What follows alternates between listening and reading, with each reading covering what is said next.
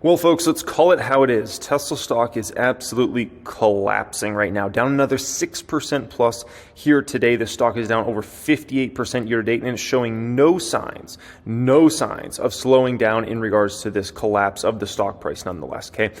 As somebody that's held the stock for many, many years, and as somebody that followed the stock far before I ever owned this stock, I want to take you through everything that's going to happen for Tesla over not just this next year, but over the next several years. I want to take you into what's going on right now versus the long term in regards to this company. So if you're thinking of buying the stock, selling the stock, just holding the stock, right, you kind of have a frame to go by, right? And right now I'm finding far too many people are either in the camp of I'm not paying attention to whatever's going on short term, or they're into the camp of like I don't care about the long term. The long term doesn't matter. Only this next, bit of time matters. Okay.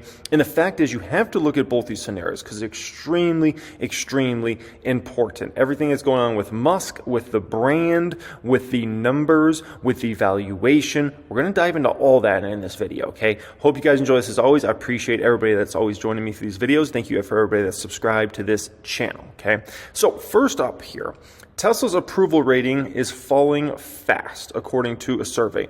At least the UK-based research firm YouGov treats them as if they do. YouGov conducts daily surveys testing consumer perceptions of thousands of prominent brands. Tesla has been included on the list since 2016, with more consumers having a positive view of the EV maker than a negative view. That has changed. YouGov reports that on November 7th, Tesla has slipped into the red. The electric automaker has started in 2022 to have a net positive score of 5.9%, then peaked in May at 6.7%. In early November, it fell to negative 1.4% reading. YouGov found a political divide in the numbers. As the Wall Street Journal explains, quote, self-described liberals now view Tesla more negatively than conservatives, though conservatives also have a negative view of the brand on average. Great. Oh boy, okay. This is phenomenal. So let's get this right, okay? Elon Musk in everything that he's saying now out there, right? And I don't know if you saw the Fauci comments and all those, right?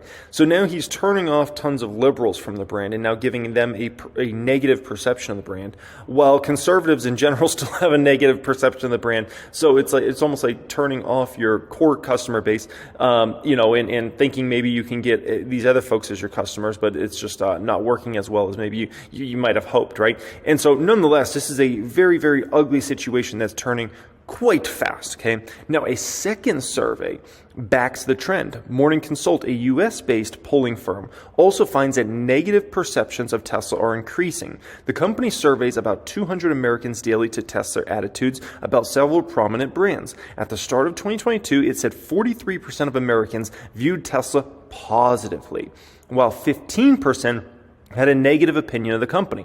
As of November 27th, it's more negative now, trust me on that, okay? It's more negative today than it was on November 27th, but whatever, okay? As of November 27th, 38% saw the company positively, that's a huge drop there.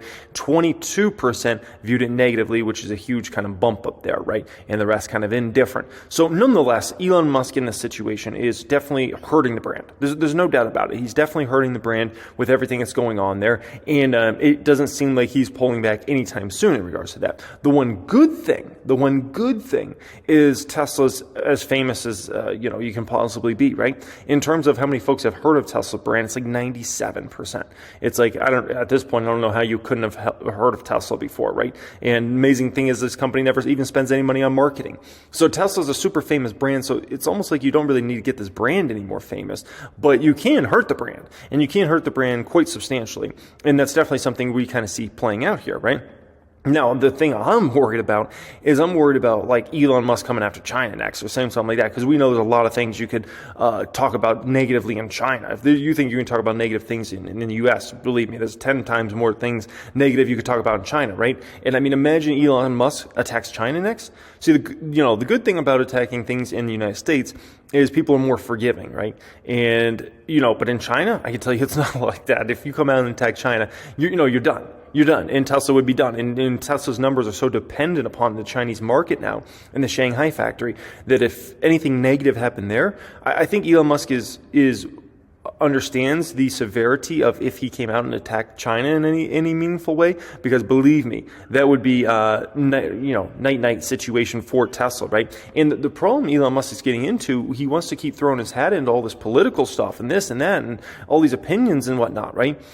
The problem is he's going to end up starting to get the LeBron James effect, right? Which the LeBron James effect, I call it, is essentially when you make a lot of almost like politically based opinions a lot, or like opinions in general about divisive issues. Then when you don't talk about a divisive issue or a controversial issue, right? People start judging you for that, because now if you want to speak about this, you better speak about this or you're a hypocrite, right? And so that's another concern I have with this whole Elon Musk drama, is not just the negativity of the perception of the brand that goes back to Tesla, right? But is also this like hypocrisy of like people are going to say, hey, you want to speak about this, but you're not going to speak about this. Oh, because that hurts your money, right? And so that's where we're going to get into some very problematic things. And Elon Musk is down this rabbit hole now at this point in time. And once you get down there, man, it's a hard thing to come out of nonetheless, right? Did you guys see this? This is shocking to me, okay? Elon Musk was booed off stage at a Dave Chappelle show. Now, there were some people cheering him, so to be fair, but there was a lot of people booing him at this Dave Chappelle show. I mean, the equivalent of Elon Musk getting booed in San Francisco is like, I don't know, me walking into the Honest Diaper Factory and then booing me out of the place, okay? That just shouldn't happen. And if you went back in time and you told me that something like this would happen 3 years ago, 5 years ago, I'd have been like, you've got to be crazy. Like, people love Elon Musk in San Francisco. But his perception and the way he's viewed in markets like that, right, which is one of the most important markets for Tesla at the end of the day, is so negative at this point in time that massive amounts of people want to boo him if they even see the man. And that's very telling about kind of where Elon Musk is at and where his brand is at overall. It's obviously not in the best place, and it seems like he's going more to the wrong way than the right way in regards to kind of his brand and things like that, right? You know, and it's a dangerous thing. Like I said, he's going to get the LeBron James effect, and it's like, do you want to be Michael Jordan? Do you want to be LeBron James? That's a question, because Elon Musk is going down the LeBron James route. Michael Jordan stayed out of all that stuff, and people love Michael Jordan. People love Michael Jordan. That's why he built one of the biggest shoe brands we've ever seen, right? In the Jordan brand and all those sorts of things. And he stayed out of it all. He's like, yeah, everybody else can discuss the politics, all this stuff. You know, that's their thing. But Elon Musk, he's going the LeBron James route. And you can go that route, right? It's certainly a route you can go, but I'm just telling you, it's going to be the route of of hatred. That's what it's going to end up being, okay? Now, in regards to Tesla stock price, and obviously a lot of why the stock's been pulled down recently is because of all this Elon Musk drama, the Twitter stuff and things like that. There's no doubt about that, right? But there's more to it. Now, some folks are saying tax loss harvesting, okay? Now, I will say this about tax loss harvesting. It seems like every single time somebody's stock or stocks go down in November, December, people want to always chalk it up to tax loss harvesting, okay? I even got caught up into this last year, where small cap stocks are starting to fall, and I was like, oh, it's just tax loss harvesting. Little did I know, no, it was actually a reason those stocks were going down. It was actually way more than tax loss harvesting. There was actually a lot of pain ahead, okay? And so Tesla now, the stock's collapsing, right? It's down almost 60% year to date. It's showing no signs of stopping the drop. And people are like, it's just tax loss harvesting, right? No. It has almost nothing to do with tax loss harvesting in this situation, okay? It has a lot more to do with other various factors, including this one you see in front of you. So currently Tesla's trading at about a 55 trailing P and about a 33 forward P roughly. And the forward, we'll see, okay? That's what I'll say about that. We'll see about the forward, because that's depending upon how profitability comes in for the next year. And we're going to have to see how those numbers shake out, right? And we'll talk about that a little later on in this video. But, you know, for Tesla, it's not usually a problem for them to be trading at higher valuations. It's not, okay? But here's the big issue. A lot of folks are starting to be convinced we're about to go into a medium to, let's call it, bad recession, okay? Now, that people are starting to go to that mindset of we're going to have a medium to bad recession, right? When you start having folks go to that sort of mindset, you got to understand you're not going to command anywhere remotely close to the valuation you used to command. And anything that's seen as a higher valuation becomes a massive risk, and people don't want any piece of it, right? And so in Tesla, in regards to the situation, right, people are going to look at the last year and they're going to say, okay, it's a 55 trailing PE. In this sort of market, it's almost unacceptable. That's the way most folks are going to look at it, right? Because especially when it comes to automakers, because if there's something we do know, we know that if you had a major recession, auto sales plummet, okay? And there's no way Tesla will not be negatively affected by that. They will be negatively affected by that, as every single automaker will be negatively affected by that, okay? It will hurt numbers, it will hurt orders, it will hurt profitability, it will hurt everything, okay? Now, you might say, why is a stock like Ford not getting hit? Look at, Ford's up 2%, the stock's holding decent now, right? Especially if you compare it to Tesla, right? The valuation's hardly moved in the past year or so. And the reason that stock's not getting hit, put it quite simply, is Ford permanently trades like the stock's in recession, okay? Seriously, like dead serious. This stock consistently trades like it is in a recession. That's just the bottom line. I mean, look at the forward P in the stock. It's like always between like 5 and 9 for this stock. So the fact is, a stock like this is always trading like it's in recession. That's why that stock's not getting hit. Tesla, on the other hand, is always trading like it's the greatest economic times ever, right? And at very, very high valuations. And so you gotta divide these, right? Between this stock trades like it's always in recession, this stock trades like everything's in perfection mode, right? And so that's just some food for thought there on why this stock's not getting hit, despite there being a lot of worries about auto sales in 2023 and maybe even 2024, right? And if you look back at the great financial crisis, we see, if you got a bad recession, we see how much sales of vehicles drop. It's a large amount, right? If you go back to the great financial crisis, I mean, between 07 and 09, you had almost, roughly a 40% drop in auto sales in the United States of America. That's a 6 million drop there, right? And so do keep in mind, it's very plausible you could have another pretty significant drop for autos in regards to whatever 2022's numbers come in at versus 2023. It's very, very possible. And not a lot of folks are factoring that in right now. And at the end of the day, if we have even a 20% drop in the amount of autos sold, right, from 2022 to 2023, it's going to matter for Tesla numbers. I can promise you that. It will end up hitting Tesla's results and numbers. And I think it already honestly is. We'll just get to start to see that in the next few quarters here, okay? Now, the other issue is the company, as far as analysts, the analysts still have this company growing massively in 23, right? Near 40% revenue growth for the total year. I'm extremely nervous about that. They have, as far as the March quarter, 41.5% growth. I'm unbelievably nervous about that number. I'm like, are you kidding me? You gotta be flipping my flapjacks.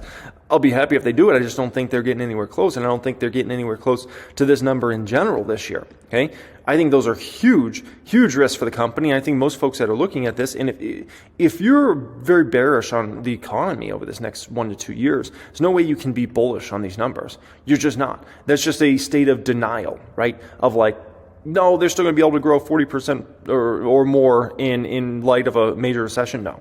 Okay. Can Tesla still grow in a recession? Yes. Can Tesla grow 40% in a major recession? The answer is no to that. Okay. Bottom line there. Now, can Cybertruck save the day? Because we know Cybertruck's coming in 2023. And I think that's a fair question, right?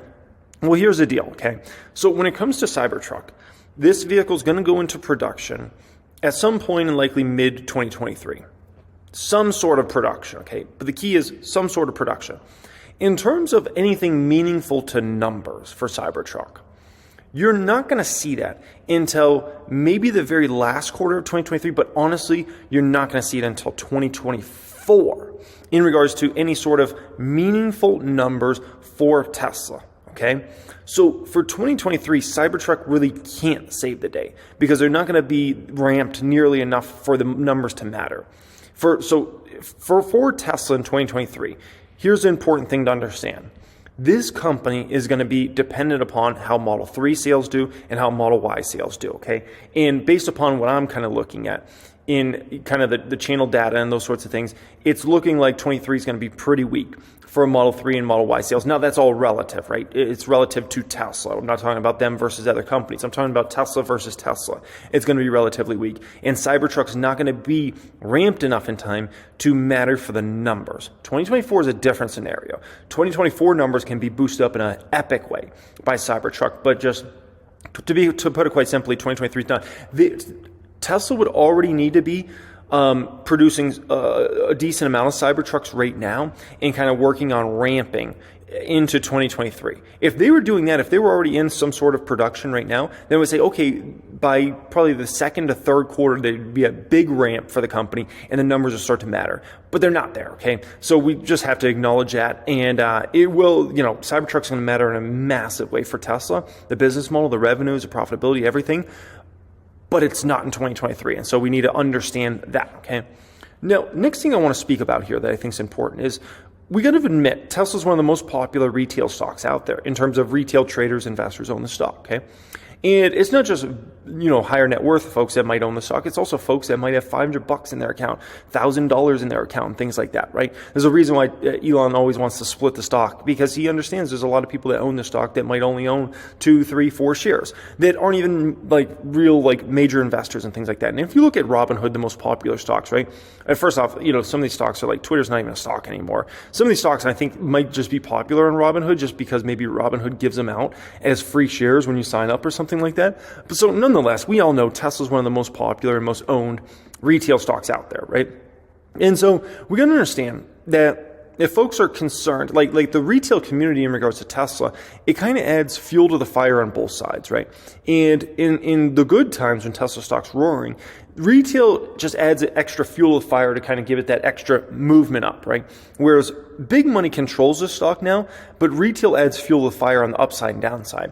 And the way I look at it is I think there's still a lot of folks getting margin called in Tesla. And also, we got to admit, right? There's a lot of folks that own Tesla that, like I said, may have $500 or $1,000 in their account, right? And a lot of folks are not in a good financial position right now. The savings rate in the United States of America is about the worst we've ever seen in the history of the United States. It's awful, okay? It's awful, which definitely should worry you about the state of the economy in 2023 and maybe even in 2024, okay? That's awful. And so is it out of the realm of possibility for some folks to sell Tesla stock because they need the money, maybe to buy a Christmas present or something like that? It's not out of the realm of possibility at all. And like I said, retail just adds a little extra fuel to the fire in regards to this stock, okay? Now, something I think is very important that everybody keeps in mind in regards to Tesla stock is the long term, right? Because you've got to keep in mind that this company is going to sell roughly 1.5 million vehicles in 2022. It might be a little less than that, but let's call it somewhere around 1.5, okay? So they're going to likely do 10 million plus a year by the end of this decade, okay? So there's just a massive epic runway. Yes, 2023 could be a rough year for the company, no doubt about it. But do keep in mind where this company is likely going. It's likely going to become a company that sells 10 million plus cars a year, okay, by the end of this decade. So there's a long runway of growth for Tesla over the next 7, 8, 9, 10 years, okay? They also make silly money on a per car basis, okay? Their profitability is enormous, like we've never seen it. From any auto manufacturer. Like the sorts of profits Tesla makes are incredible in terms of the percentage of, basically a dollar amount that it goes into a Tesla that they make profit. It's enormous. I mean, sometimes they're it depends on the automaker, but many times 6 to 10 times more profitable than traditional automakers. It's amazing, right? Now, there's also a ton more ways Tesla's going to make money over time. Their energy business, robo-taxi network long-term, right? Obviously, features inside the Tesla that they can sell, whether it be autopilot program or whether it be the maps feature that I'm signed up for in both my Teslas that gives you the beautiful satellite maps. And I think it's $10 a month or something like that, right? There's so many different little features that Tesla's just going to make them more and more profitable over time, okay? And so that's just something to keep in mind. We got to keep this long-term story in mind in regards to stock, because a lot of people can forget this in a rough time, okay? But we also have to keep in mind the risk for 2023 in regards to Tesla, right? And we have to be real about this. There's a high probability the profit per car is going to drop in 2023, especially if we're in a recessionary environment. Also, Cybertruck will erode profitability in a major way in the short term. We know that every single time Tesla tries to ramp a new vehicle, it usually hurts profitability until it's up to scale, right? And so this is going to be a situation where it could make Tesla's EPS in the third quarter and fourth quarter of 2023 could erode quite a bit. Imagine a scenario where 3 and Y orders are weak, and imagine a scenario where they're trying to ramp Cybertruck. That would be a situation where earnings per share, net income, could definitely fall in a substantial way. And even things like gross margin could fall in those sorts of things as well, okay? And so that's something we have to admit and we have to come to grips with, because we know whenever Tesla ramps a vehicle, especially a brand new vehicle, it's costly. And Cybertruck's, so much of a different vehicle than Tesla's obviously ever sold, right? And so there's going to be problems that arise. They're not going to get this perfect, and it will, in the first quarter or two, it will hurt profitability. Like I said, Cybertruck will help long-term profitability of Tesla in a massive way. But in the short term, it will hurt, okay? And so that's something that's obviously negative that people are going to be looking at, and they're going to say, oh my gosh, Tesla's net income's falling, their earnings per share is falling, their gross margins are falling, right? And it's going to get into this new storm of just negativity around Tesla that we don't have right now, because we haven't had that happen yet. But based upon, Cybertruck starting to ramp, we will have that, okay? Then you're also going to have the growth story faces major headwinds, right? Which is definitely something that's going to happen. If you're going to talk about auto sales are going to tank because you got a major recession, it will hurt Tesla's numbers, right? And so then people are going to start to doubt Tesla's growth story. Like I said, if I'd be happy if Tesla grows 20%, I'd be happy if Tesla grows 20% in 2023. Let's say they grow 20%. People are going to look at that and they're going to say, especially on Wall Street, they're going to say this company was supposed to grow 40%, they're only growing 20%. Wow, what happened to Elon Musk 50% growth rates? Looks like those are a pipe dream, right? And then they're going to start to model in Tesla at a 15% growth rate and 10% growth rate. Even though that might be a silly way to do it, that's what a lot of folks will end up starting to do, right? Because we know Wall Street's going to look at whatever the most recent thing has happened, no different than I think Wall Street's too bullish right now in kind of their 40% revenue growth for 23. And I'm like, geez, I hope, but I just don't think that's probable. I think they're too bullish, far too bullish, okay? Based upon kind of what I'm looking at in the overall economy. And so these are all things to kind of factor in, and it's going to make for a very rough 2023 for Tesla, but it is one of those years it's a great opportunity to be a buyer of Tesla stock in 2023. And I just added this to the stocks I'm likely going to be buying in the first quarter of 2023. I don't know if it'll be more January or be more March, but Tesla will be one of those stocks I'm going to start buying actively again for the first time in like a long time, man. It's been years and years and years since I've been an active buyer of Tesla stock. But it's smelling like it will be a point in time where I step back in this baby, especially if the indexes start to get hit in any meaningful way, okay? Hope you guys enjoyed today's video. As always, it's a beast of a Tesla video here today. And also, if you're looking to join us in the Tesla chat, that will be the pinned comment down there in my Tesla Discord chat with myself and all the other Tesla investors. We're always running numbers and doing models and things like that in regards to obviously Tesla stock. So if you're interested in joining us in there, you can check out the pinned comment down there and join us in there. Much love as always. I appreciate y'all and have a great day.